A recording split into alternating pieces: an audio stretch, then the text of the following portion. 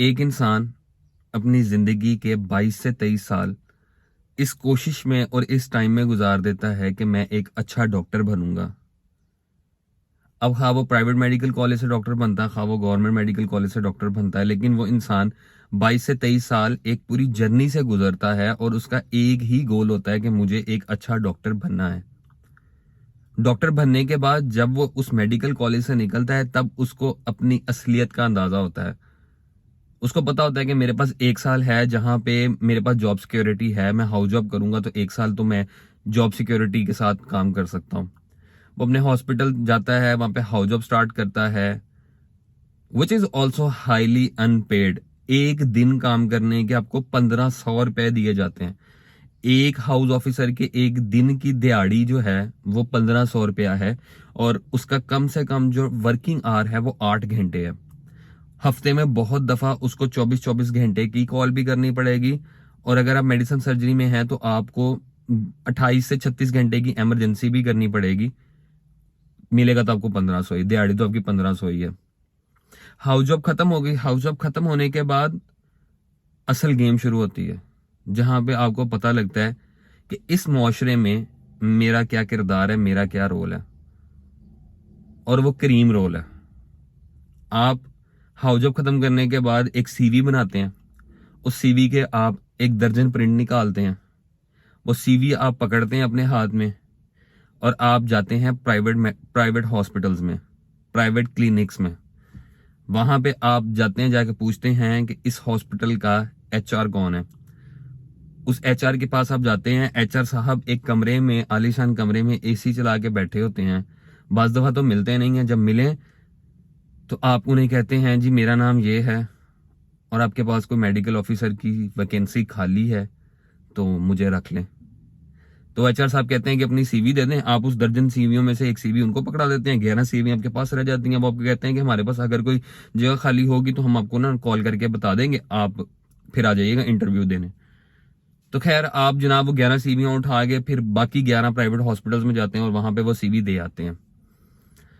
तो बाज दफा तो 90% ऑफ तो यही होता है कि उन 12 प्राइवेट हॉस्पिटल में से आपको कोई भी कॉल नहीं करता, क्योंकि किसी के पास भी वैकेंसी खाली नहीं होती है। और अगर किसी के पास वैकेंसी खाली हो भी जाए तो एक लंबी कतार है टेलीफोन्स की, लोगों के कहने की, या पर पहले से सीवीओं की एक कतार है जिनको प्रेफर किया जाता है आपके ऊपर। और ठीक है, अगर पहले से सीवियां पड़ी हैं कतार में तो जो पहले सबसे पहले दे गया उसका हक बनता है कि उसको जॉब मिले।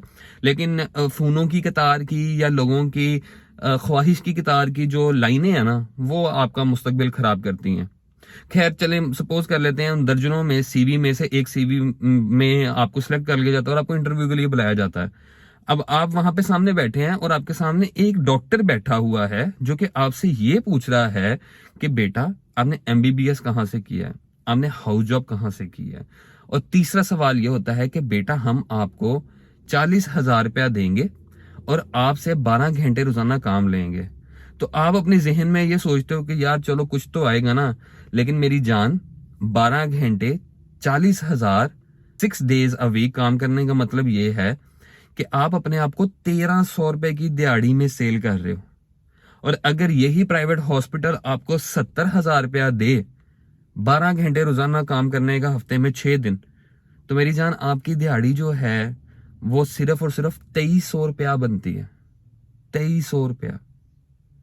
और अगर यही डॉक्टर जिसने अपनी सीवियां इतनी जगहों पर जमा करवाई हैं, ये उबर या क्रीम चलाए 8 घंटे, तो इसकी दिहाड़ी 3,000 रुपया बनती है। दिहाड़ी इसकी उबर या क्रीम चलाने की 3,000 बनती है। लेकिन एक डॉक्टर जो कि 12 घंटे एक प्राइवेट सेटअप में काम कर रहा है और हफ्ते में 6 दिन काम कर रहा है, उसकी दिहाड़ी 2300 रुपए मैक्सिमम है। कोई भी प्राइवेट हॉस्पिटल आपको 70,000 से ज्यादा तनख्वाह नहीं देता है। और 40,000 तो आम है ना, 40,000 में तो आप जिस मर्जी हॉस्पिटल में काम कर ले। हालात इतने बुरे हैं पाकिस्तान में डॉक्टरों के, एक डॉक्टर की सीट खाली होती है, 150 एप्लीकेंट्स होते हैं उस सीट के लिए। गवर्नमेंट और प्राइवेट मेडिकल कॉलेजेस डॉक्टर बनाई जा रहे हैं। हर साल पाकिस्तान में 3500 गवर्नमेंट ग्रेजुएट्स होते हैं।